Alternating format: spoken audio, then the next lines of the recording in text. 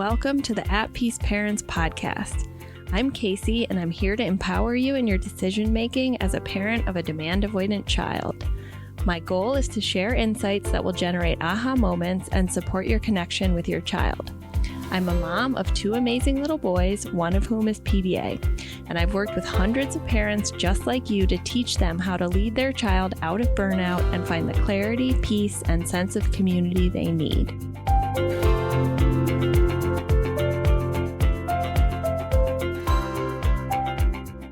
What can I do as a parent when my child is engaging in criticizing, controlling, blaming, swearing, reducing meaningful speech, and even telling me things that aren't true? So this is equalizing behavior, and we're going to talk a bit about this. But first, I want to introduce myself. Hi, I'm Casey. I'm the founder of At Peace Parents, and I've helped hundreds of families and parents of pathologically demand-avoidant children and teens stabilize their family and find peace while parenting and caregiving for PDAers. Okay, so today we are going to continue as a community diving into difficult topics. And today's topic is going to be the challenging behavior that I mentioned. And I continually hear and see in the comments questions about what do I do in this situation and how do I actually support my child. So today we're going to be diving deep into one of the 12 accommodations I teach, and actually the one that I believe is the most difficult to put into practice for parents. Not because it's complex, but because of how much it brings up as we are trying to implement. And that accommodation is called diffusion. Okay, so we're going to do 5 things here together. We're going to define some terms. What's equalizing? What is diffusion? We're going to situate diffusion within our toolkit and understand how it's challenging, but also how it can be a game changer for you in the home, why it's important. Third, we're going to recognize diffusion as an accommodation, not as a fix for behavior, because I don't teach behavioral modification strategies, which are not applicable to supporting a nervous system disability, which is how I define pathological demand avoidance. And we're going to look at it as a choice. As parents, we're going to be finding our agency together. Fourth, we're going to operationalize diffusion. Casey, what's operationalizing? It's just a fancy term to go through the practical steps of how to actually do it. Okay, so we're going to do that together with 7 steps. And then I'm going to give you a few real life examples from my own life in order to illustrate how I use this accommodation in my home. Okay, so let's start it off. What is equalizing behavior? So I mentioned at the start of this call, what do we do when our kids are controlling us? Like they're saying, don't sit there, don't say it like that, turn the radio off in the car, and they're basically criticizing and controlling our behavior. It might even be as extreme as controlling our line of vision while they're watching a show. It might be whether or not you can use the bathroom or eat. If you resist, you keep eating or go to the bathroom, things might escalate where they start destroying things, growling, hissing, or moving more into that full-on nervous system response.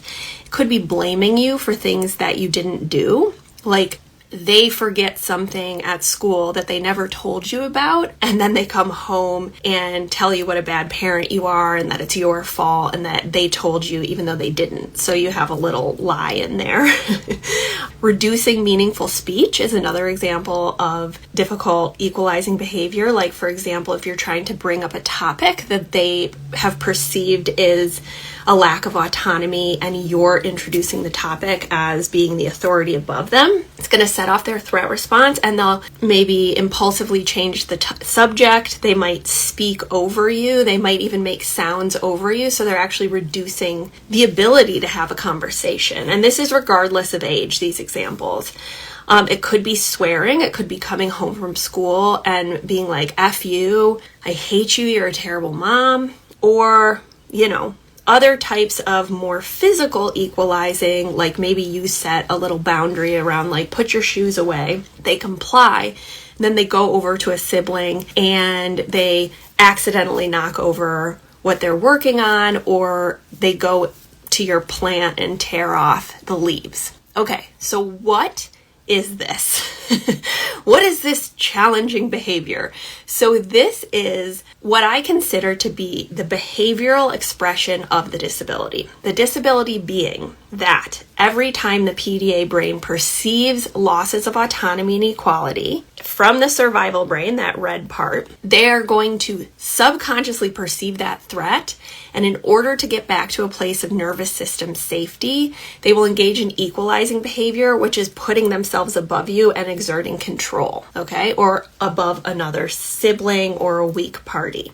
Okay, so one of the hardest things to wrap your mind and heart around as a parent, and it can be hard for me sometimes as well, is that this type of behavior is not under the conscious control of your PDA child or teen. It seems like it is because it might be enlisting social strategies or demonstrate manipulation, or they're using verbal acrobatics to get out of a conversation, and you're like, how can this be coming from the survival brain when you talk about a nervous system response? But this is something that, even if it's difficult to understand through the logic, it's something that you can experiment with as a lens and to suspend disbelief for a week at a time with your partner and just say, you know what?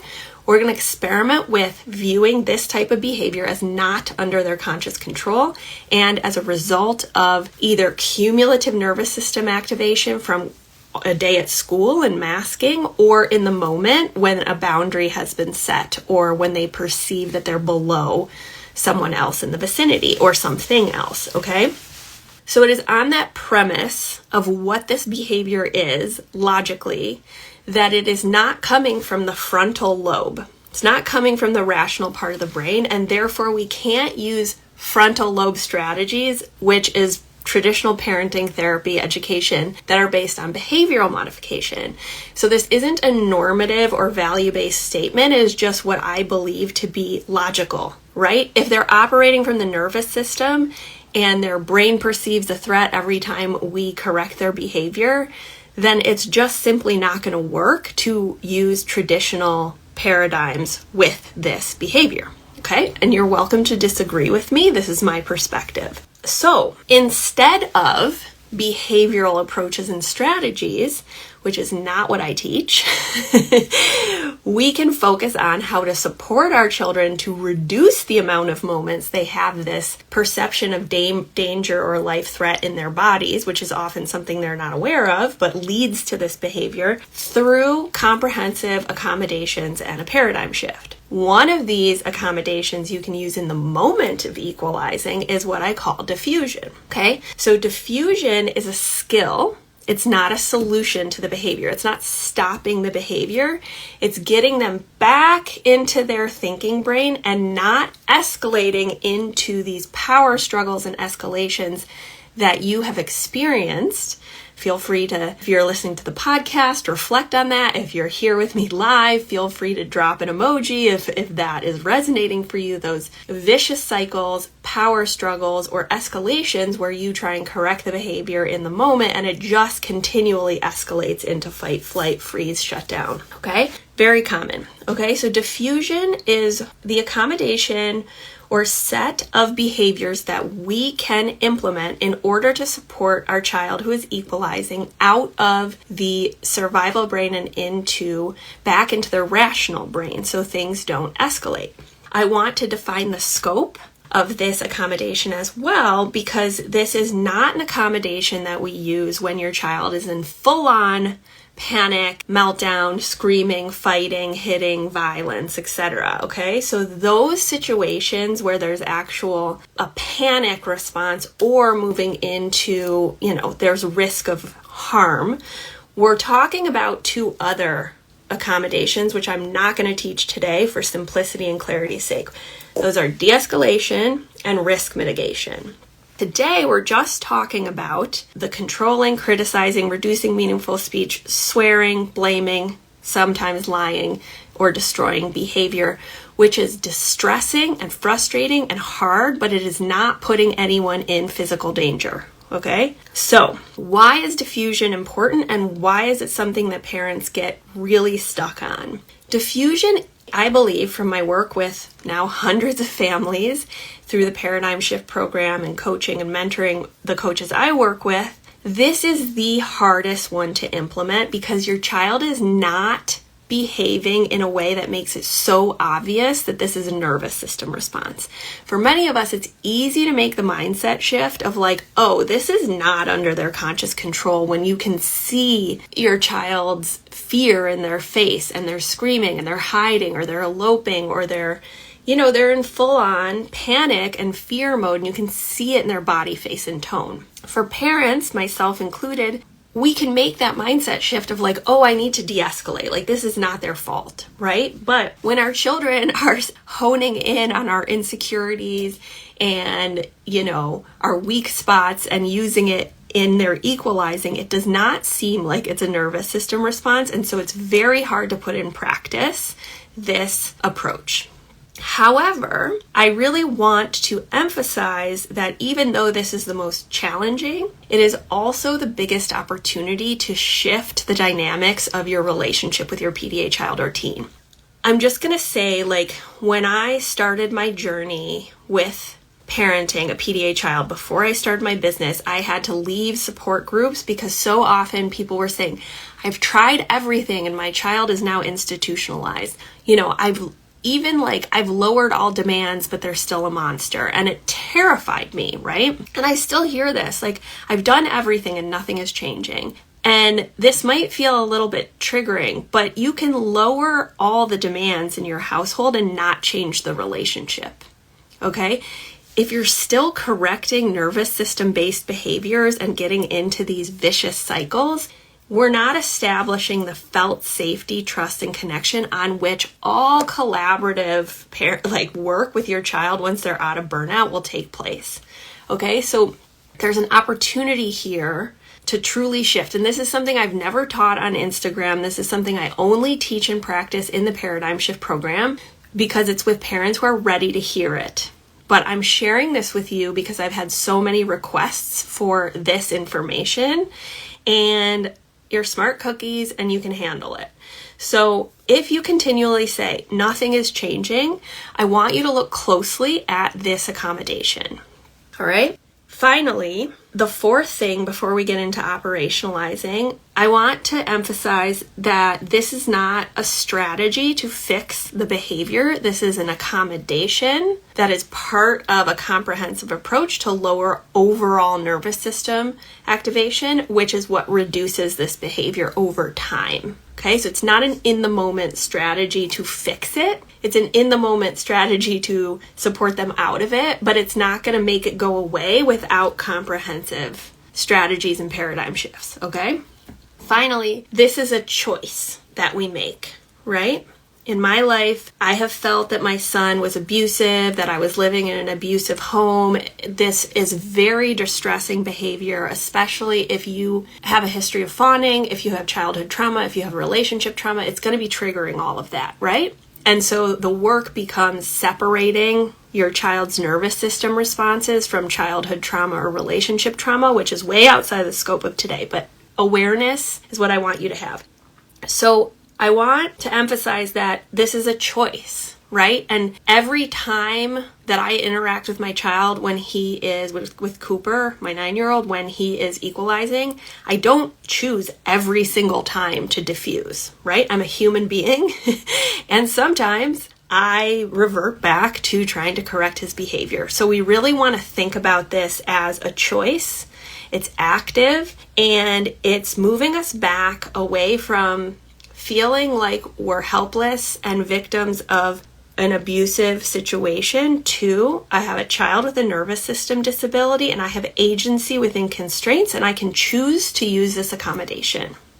Or you can choose not to, right? And I will say that, and I teach decision making in the Paradigm Shift program and we practice it for 3 weeks. So that's a different topic. But I will say that this is also the topic that I'm going to get a bunch of hate on social media, and it's going to be people think Casey's crazy because I'm talking about diffusing instead of correcting these behaviors, and that's fine, right? Again, this is my choice. I believe in this, but you have to make the choice for yourself and your family. Okay, so let's get in the nitty-gritty how to do this. Operationalizing diffusion. Okay, I'm going to give you 7 steps. So let's use a simple example. Your teenager walks in and you're like, hey, how was school today? And they're like, shut the F up. And they throw their backpack on the ground, walk past what you're doing in the kitchen, maybe knock off things like papers onto the ground, kick off their shoes, and turn on the TV, right?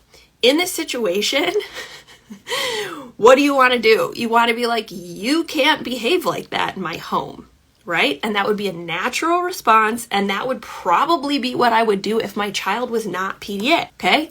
This is not against correcting behavior. This is just recognizing a nervous system disability and that the logic is different. Okay, so how can we approach this differently and not get into that vicious power struggle that is degrading the trust, which is your currency for long-term collaborative management of the nervous system disability as a team and with mentorship energy? First, the first step, we want to just recognize that all of those behaviors that you saw, the F you mom, shut up, throwing things on the ground, kicking the shoes off, ignoring you, throwing things on the ground, is equalizing behavior. It is not under the conscious control of your child or teen. It is a reflection of either in the moment perception of danger or life threat, or a reflection of accumulation of that during the day at school when they're masking, and then they come home, you're the safest person, they're finally subconsciously perceiving unconditional love and safety, and so the nervous system can come out as fight, flight, and equalizing. Okay, that's the first step. Recognize it for what it is. Second, take a sacred pause. Okay, so you want to to operationalize this, you can use the name, and what I do is this is a moment, and it can be 3 seconds, it can be 5 seconds, it can be coming back into your thinking brain and body, because you're going to be in your survival brain, okay? So you can do a couple things to make this like embodied. You can put your hand on your heart. For some PDA kids, even that movement will trigger them. So you can do it more subtly. You can bring like 2 fingers together to just like center yourself. You can feel your feet on the ground. You can focus on the tree leaves outside of the window behind you. These are just mindfulness techniques in the sacred pause to slow your reaction down, okay? The third step is not saying anything, okay? Sounds simple. It's simple, but it's not easy to implement, okay? So in this moment, what we're going to want to do is correct or teach, which is totally natural, okay? But instead of doing that, we're in the sacred pause and we're just not going to do that. For some of you, just practice with these first 3 steps. That's it. That's all you have to do. Just experiment and see if anything shifts in your relationship. Maybe try it for a week. If you're ready to go deeper, I want to give you the next steps. Number 4, as you're in the sacred pause, grounding yourself and not saying anything, just start to develop an awareness of all the thoughts that are passing through your mind that, again, they're conditioned thoughts, because all of us were raised and conditioned and taught according to paradigms that don't reflect nervous system reactions and neurodivergence. We were taught based in behavioral logic, okay? So what's going to come up? The following sentences. If I don't correct the behavior, they'll never learn. I need to be the authority. They can't act like this in my home. They will grow up to be abusive. What will they be like as an adult? Nobody's going to accommodate them like this. What are they going to do out in the real world when their mom isn't accommodating them? Okay? So that's okay. Like, that is totally natural. Those are all the thoughts that I had for years as a mom. And sometimes they still rear their ugly head, right? It's logical to have those awareness conditioned thoughts. We just want to start to be aware of them, not because they're wrong, but because they're just a reflection of a different paradigm. And you're here because you're interested or curious about learning a different paradigm and changing the trajectory of your child's life. And so It's not going to be overnight. And the first step is recognition of like, oh, these are thoughts, right? They don't make the thoughts true necessarily, right? And that's why we look at everything through an experimental lens, so we can start to, without a lifetime commitment, just try it differently and see if things shift. And then we can start to re-examine these thoughts and be like, actually, they're really improving and not swearing as much, or really like coming back into their thinking brain, and our relationship is improving. And those data points in your own home support you to go back and be like, oh, maybe even if I don't correct the behavior in the moment, they are learning because they're getting back into their thinking brain. Okay? So for others of you, like, this is the right stopping point, right? Like, that's what you're practicing, and that's all good.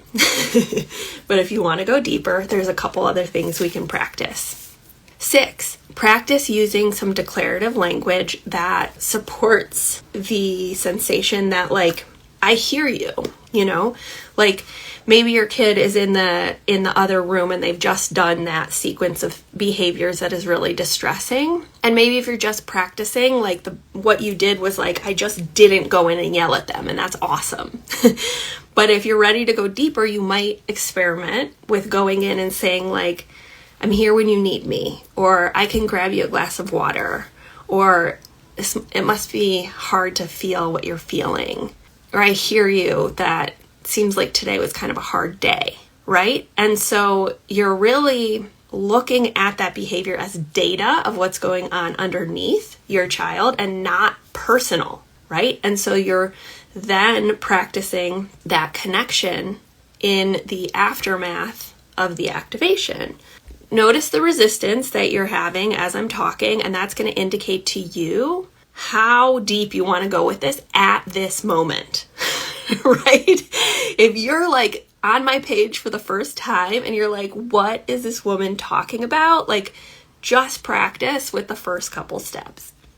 The next level would be, if you want to actually try and de-escalate a little, diffuse even more, right? Which I wouldn't necessarily use in this situation because it's more of an egregious confrontation, but often it's in the little moments that are more innocuous where we're correcting or teaching, and it's escalating our child's nervous system, our PDA child's nervous system, where we can actually use humor or self-deprecation, or what I call an equality accommodation. So if they're perceiving that you're above them, you can deliberately situate yourself below them, whether it's physical or verbal, to preempt that nervous system response, okay? So I'm not going to use that 7th step with this scenario, but rather I'm going to use some examples. So we're on the fifth part of this free training. I'm going to use some examples from my own life to illustrate that 7th point, that 7th part of the operationalizing. Oh, and I want to emphasize, like, when you start practicing this, please don't feel like you need to do this in the context of a classroom with 20 other kids. If this is a situation where there are siblings, right, you want to start practicing these types of shifts one-on-one. Okay, so let's talk about name calling. Okay, so again, this is a choice. It's a cost-benefit decision. We're not learning that today, but I want to illustrate like what I might have done in the situation with a younger child who's calling me fat or stupid, right? So let's say my son is equalizing against his brother and I decide to set a boundary or correct that behavior as a signal to his brother. That's a choice. And then what he does in response is a nervous system response. It's equalizing. And he's like, I hate you. You're so stupid, right? And the first thing I'm going to do is recognize like, oh, that makes a lot of sense because I just set a boundary and therefore there was a perceived threat in his brain. That's how the brain works of the PDA, right? So I'm going to recognize it and I'm going to take a pause because I was already frustrated that he was equalizing against his brother. So my nervous system's already activated. So I need to take a sacred pause, right? And I often do the physical things of like, okay, I can feel my fingers together. I might take a deep breath. Then I refrain from correcting in the moment. I refrain from saying, you can't talk to me like that, or, you're the one who was bothering William. That's why I responded like this, or I need to correct your behavior because it's not appropriate with William. Okay? Then if I'm in number 4, I might see what comes up, which is often like, especially in the first years, like, he can't talk to me like that. He is a 6-year-old and I am the mom and I am the authority. Like, he can't run the show. Like, those were the types of thoughts that came up. Okay? Then I might say, I hear you, bud. Like, I know that was hard, right? Boundaries are hard. Something like that. Or I might just not say anything. But if later he's like, you're so stupid, or like, I hate you, mom, I might say, like, yeah, it's hard sometimes to have a mom like me, right? Which is subtle de-escalation or subtle self-deprecation. And like, some people don't want to do that. That's fine. But I might add in that layer of like putting myself subtly below him to prevent that additional escalation. So let's take another example. Blaming me for something that is not my fault.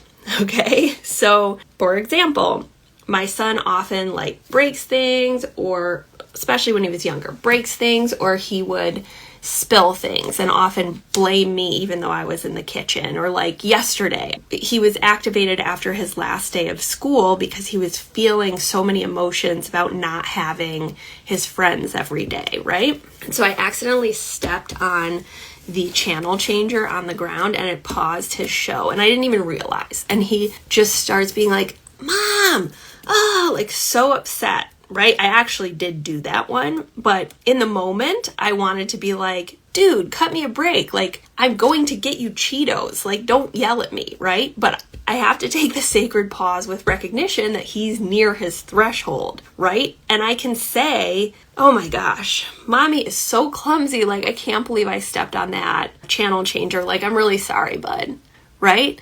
And that's going to activate some of you to feel like you're putting yourself below your child. But I want you to think about it through the logic of PDA, of like, they're not in their thinking brain in that moment. So they're actually not learning from your like quote behavior. You're not conditioning them. You're just using it as a mechanism to prevent a further escalation and get them back into their thinking brain. Okay. Final example, this is more innocuous, so I might use the 7th step as well, more humor, more self-deprecation, or putting myself below my child. This is actually an example of a conversation he had a couple years ago with his grandma, where we were just at the dinner table talking about like when William was born when we lived in DC. And he remembered that he had stayed at his grandmother's house rather than her coming and staying at our house while I was in the hospital. So my mother-in-law, his grandmother, corrected him, was like, no, hon, we stayed at your house. Me and your aunt moved in for a couple days. And he was like, no, I was at your house, right? And in that moment, we can realize the logic of what's happening. That like number 1 step, recognize. He was corrected, perceived as a threat because Granny's putting herself above him in terms of the correct information as the authority, correcting him. That sets off the nervous system. So we have a choice point, right? There's a choice. Are we going to escalate this or are we going to let it go, right? So Grandma actually corrected him another time and it started to escalate into more fight-flight behavior. And we had to step in and be like, you know what? I actually don't even remember where you guys were. And often what you'll see when you let these innocuous or not important, quote, lies or misinformation go, later they will come back and be like, oh, actually, I remember I was at home.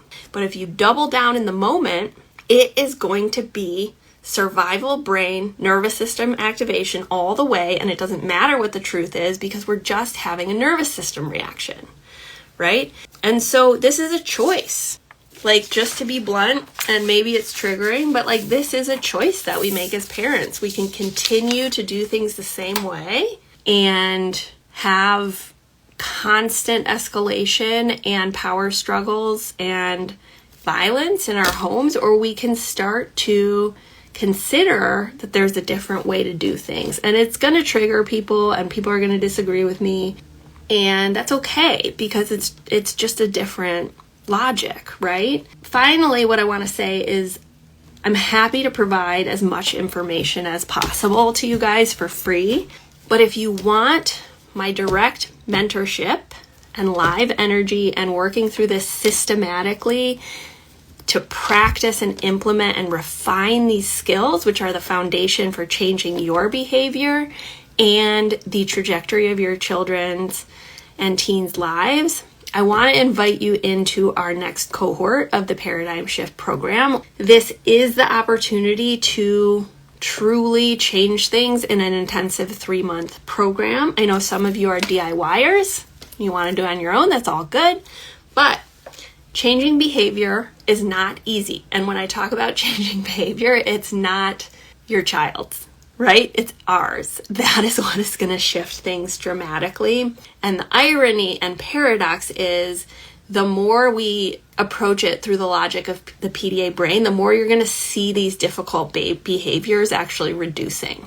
Okay? So I hope that this was supportive of you guys, and I hope it can be a reference point to you at whatever stage you are in your journey. Bye! Thanks everyone for being here with me at the At Peace Parents podcast.